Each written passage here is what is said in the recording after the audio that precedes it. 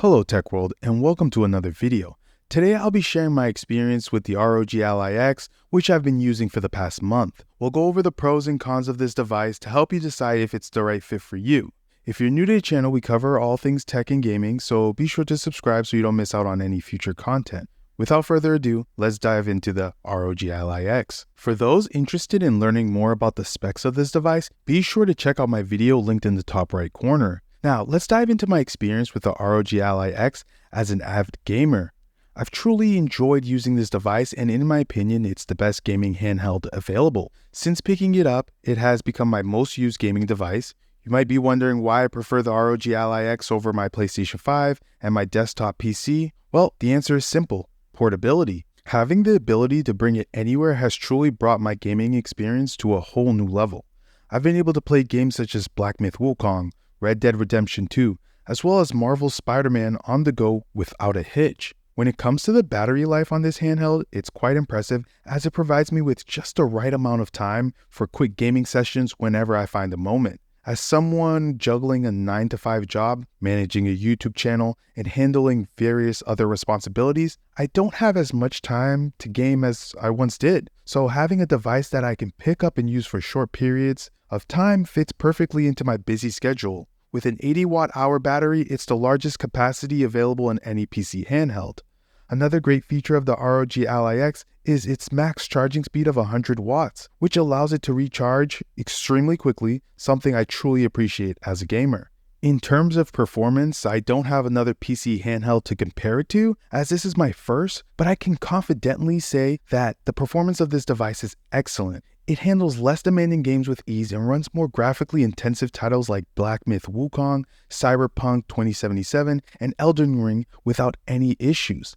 The gameplay is consistently smooth, which is especially impressive considering the complexity and demands of these games. The addition of frame generation further enhances that experience, ensuring that even the most demanding titles run buttery smooth. Whether I'm exploring vast open worlds or engaging in fast-paced action, the performance remains top-notch, providing an immersive gaming experience every time. Which brings me to the cooling system on the ROG Ally X, which was one of the biggest surprises for me. I expected the device to get extremely hot when pushed to its limits, but it's actually the complete opposite. Asus has done an excellent job with the cooling. Most of the time, the fans are fairly quiet whether on silent or performance mode.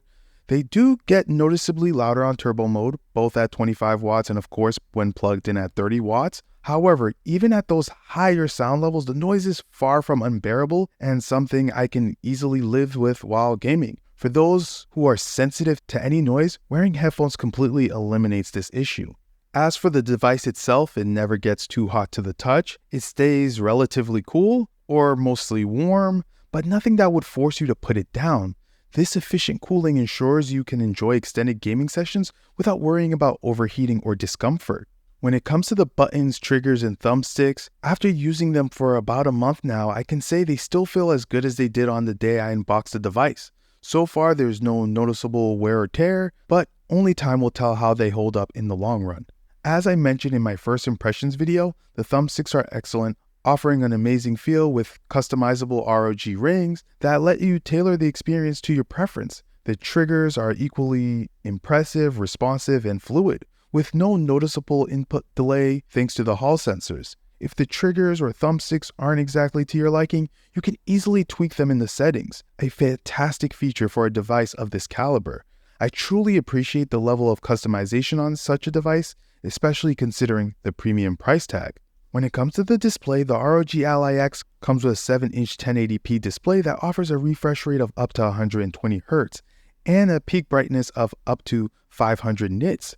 This setup works perfectly for me as I mostly use the device indoors.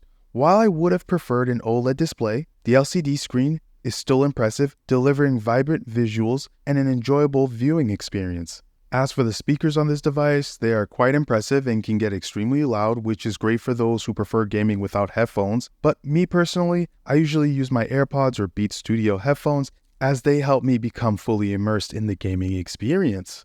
While I have mostly positive things to say about the ROG Ally X, I do have a couple of minor complaints. For one, One of my triggers made a creaking or clicking noise right out of the box. This seems to be an isolated issue as I haven't come across this in any other tech reviews, but it is quite annoying. The second complaint involves the screen occasionally going black during gameplay when the device is on turbo mode. This can be quite frustrating, especially when playing demanding games, and the only fix I've found is to power off and restart the device. If anyone else has experienced this or knows a solution, please share it in the comments below. Overall, my month with the ROG Ally X has been fantastic, as this handheld PC has delivered a gaming experience I didn't realize I was missing out on. With that being said, do you think the ROG Ally X is worth picking up, especially at its $799 price point? Well, you let me know down in the comments. As always, Tech World, it's been a pleasure, and I'll catch you guys on the next video.